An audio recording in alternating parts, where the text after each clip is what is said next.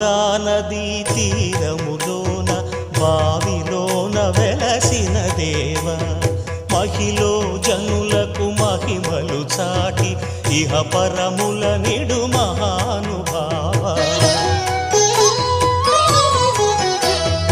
ఇష్టమైనది వదిలిన నీకడ ఇష్టకామ్యములు తీర్చే గణపతి